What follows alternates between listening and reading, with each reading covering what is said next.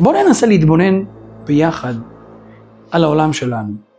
נסתכל על כל אחד ואחד איזה אתגרים וניסיונות הוא עובר. ובואו נשאל את עצמנו, האם העולם הזה, המלחמה בעולם הזה היא קלה או קשה? אני חושב שאם נשאל אחד אחד, כל אחד יגיד שהניסיונות והאתגרים הם לא קלים. עולים ויורדים ונופלים וקמים. כל הזמן אנחנו נמצאים בתנועה לא פשוטה. אני יושב בפרשה ואני קורא את הפסוק. הראשון, פרשת כי תצא. הקדוש ברוך הוא אומר, תצא למלחמה, כי תצא למלחמה על אויביך, ונתנו השם אלוקיך בידיך. תצא למלחמה ואני נותן לך את היצר הרע בידיים. זאת אומרת, המלחמה היא לכאורה קלה, רק תצא למלחמה, שיהיה לך רצון ואתה תצליח. כמה אנשים יש להם רצון להצליח, להתגבר, רוצים באמת לצאת ולעשות את כל רצון הקדוש ברוך הוא, אבל לא מצליחים. אז איך מסתדר הפסוק הזה? אפשר להסביר את זה על פי רעיון שראיתי באחד הספרים. היה איזה מלך אחד שתפס יהודי על איזה עבירה, ואמר לו, תקשיב, יש לך 3 אופציות לבחור מה לעשות. ככה אני גוזר עליך. או לשתות יין נסך, או חס וחלילה לעשות זנות, או לא לשמור שבת. חשב היהודי ואמר, מ3 האופציות האלה מה הכי נכון? לשתות יין נסך, חשבון, דרבנן וכו'.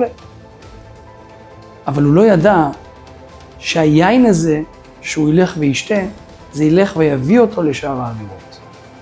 זאת אומרת, תחילת המלחמה היא יחסית קלה.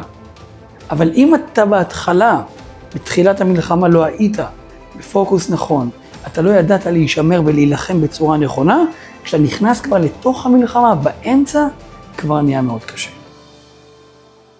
אומר הקדוש ברוך הוא, כי תצא למלחמה על אויביך. אם אתה מזהה את המלחמה, כשאתה מתחיל לצאת, אתה מזהה את המלחמה בהתחלה, ואתה רואה את הדברים הלא טובים, את הדברים הקטנים, את ההתגברויות הקטנות כבר בהתחלה, אתה תצליח לקחת את היצר הרע בפנים. אבל אם כבר תיכנס לתוך המלחמה, תיכשל, תיכנס למקומות לא טובים, שם זה כבר יהיה קשה. יש איזה סיפור מאוד יפה על 2 שכנים, שאחד השכנים קנה את הבת יהלום לאשתו. הגיע בערב, יושב ליד השכן שלו, אומר לו, תשמע, תראה את הבת יהלום, אני קניתי לאשתי. השכן ההוא, הוא היה שקרן, הוא היה גנב. הוא אמר, תשמע, וואו, אתה יכול להראות לי אותה? הוא לקח את הטבעת, הסתכל, אמר, וואו, טבעת מאוד יפה. ואחר כך הלך והכניס את זה לתוך הכיס שלו. אמר לו, השכן, סליחה, תביא את הטבעת. הוא אמר, לא, זה שלי. אמר לו, מה זה שלי?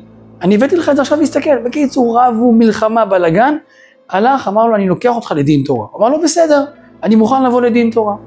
אבל לא נעים לי לבוא עם חליפה כמו שיש לי, זו חליפה לא מכובדת. אמר לו, אתה יודע מה, אני אביא לך את החליפה שלי, ובוא נלך לבית דין. לקח את החליפה שלו. אבל לא אמר, תקשיב, אין לי איך ללכת. תביא לי את החמור שלך, את הרכב שלך, וניסע ביחד לבית דין. אמר לו, אתה יודע מה, קח את הרכב שלי, בואו ניסע לבית דין. הגיעו לבית דין, הבית דין שומעים את הטענות של זה ושל זה. כמה גנב ואומר לבית דין, תקשיבו, אני לא מבין.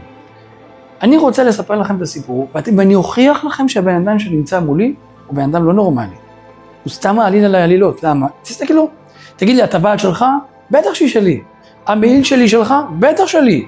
הרכב שלי שלך? בטח שלי. אתם מבינים לבד שהבן אדם פה, הוא לא בן אדם שהוא באמת בא לטעון טענות, הוא פשוט חושב שכל מה שיש לי זה שלו, הוא לא בן אדם נורמלי. הדיינים השתכנעו. הם הבינו באמת שכביכול הבן אדם האמיתי משקר. והוציאו את הגנב זכאי. זה משל. הנמשל, היצר הרע מגיע אליך בהתחלה במשהו קטן, ששם יחסית אתה יכול להתגבר. אבל נפלת ברשת שלו.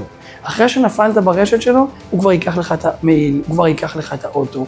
ושם לנצח יהיה כבר קשה, כבר יוכיח לך שאתה כבר שייך לו. אומר הקדוש ברוך הוא, כי תצא למלחמה, שאתה בהתחלה במלחמה, אתה יכול להתגבר. אם לא נכנסת בהתחלה וכבר נכנסת לתוך הרשות שלו, שם זה כבר מאוד מאוד מאוד קשה לצאת.